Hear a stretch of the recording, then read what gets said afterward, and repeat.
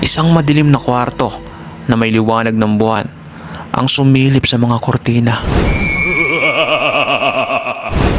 Nakarinig ka na ba ng nakakakilabot na kwento ng krimen na nagpapanatili sa iyo sa gabi? Kaya sumandal dahil ngayon ay sumisid tayo ng malalim sa mahiwagang kaso ng sleepwalker killing ni Kenneth Parks. Ito ay hango sa tunay na pangyayari.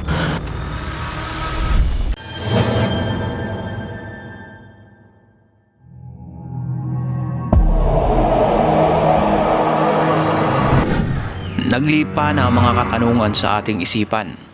Mga misteryo at kaguluhang hinahanapan pa rin ng kasagutan. Kaya maging mapagmasid at maging alerto dahil ang ating mundo ay nababalot ng elemento. Nagsimula ang lahat noong ika-24 ng Mayo 1987 sa tahimik na lugar ng Toronto, Canada. Si Kenneth Parks, isang karaniwang tao na walang ni isang history ng karahasan, ay ginulat ang mundo nang gumawa siya ng isa sa pinaka-nakakalitong krimen na naitala. Saan ka nakarinig ng kasong pagpaslang habang tulog ang salarin? Yan ang sambit ng sumukong suspect na nagawa niya ang krimen habang siya'y tulog. Ito'y hamon sa mga husgado kung dapat bang patawan ng parusa o ipagwalang sala. Ligtas nga bang pakawalan at maging malayang mamuhay ng normal sa publiko? Sa isang panayam kay Kenneth Parks, nakaupo sa isang silid na medyo di ganon kaliwanag ang ilaw. Sabi ng suspect, "Hindi ko maipaliwanag, nakatulog ako.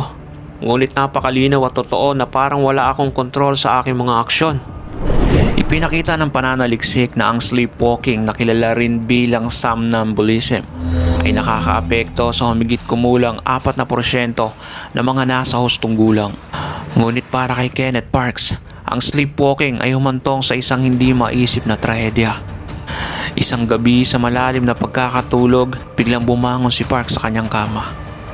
Sumakay sa kanyang sasakyan at nagmaneho ng mahigit 20 kilometro patungo sa bahay ng kanyang mga biyanan.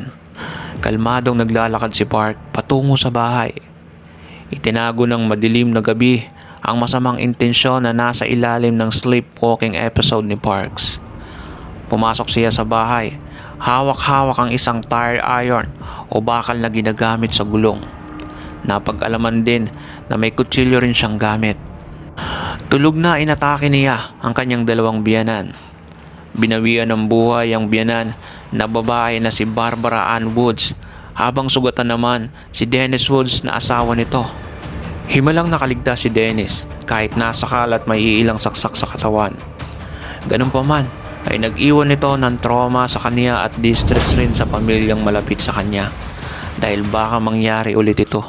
Pagkatapos ng karumal-dumal na nangyari ay nagising si Kenneth at narealize niya na may malagim siyang nagawa habang siya'y tulog. Siya na mismo ang sumuko sa pulisya at ikinuwento ang lahat ng pwede niyang maalala.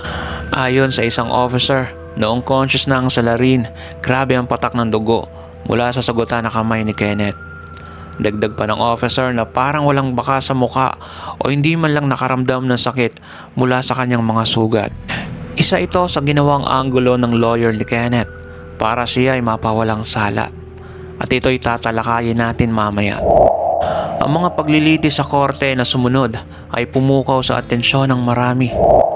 Kinasuhan ng salarin ng pagkitil o tangkang pagkitil. Ang sleepwalking, bagaman bihira, ay ginamit bilang depensa sa mga kasong kriminal noon. Ngunit totoo talaga na kapag ang tao ay nasa ganitong episode, ay wala talaga silang kontrol sa kanilang mga aksyon ayon sa mga medical experts.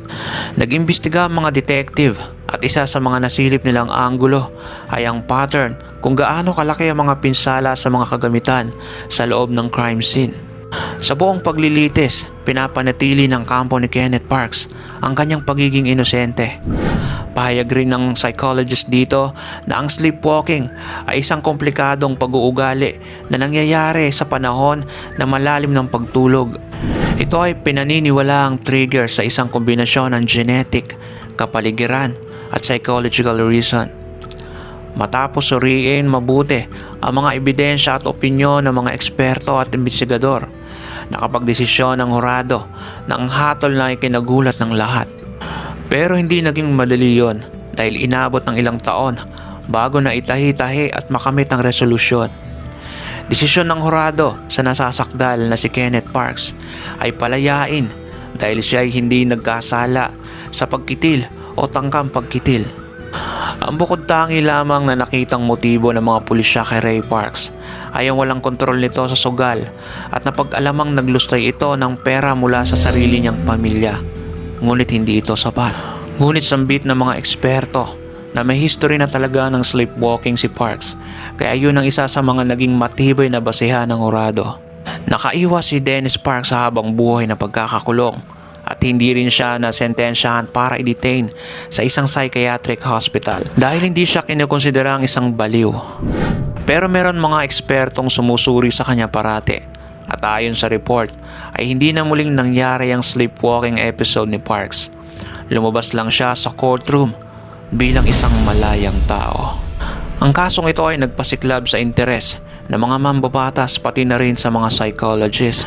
Ito ay nagsilbing isang malagim na paalala na may mga misteryo pa rin nakakubli sa kaibuturan ng ating sariling isipan. Ngayon si Kenneth Parks ay isang malayang tao at namumuhay ng pangkaraniwan. Mag-subscribe para sa masigit pang nakakapanabik na totoong kwento ng krimen at pindutin ang bell icon para hindi makaligtaan ang mga bago nating videos. Matulog na mahimbing, ngunit panatiling buksan ang isang mata.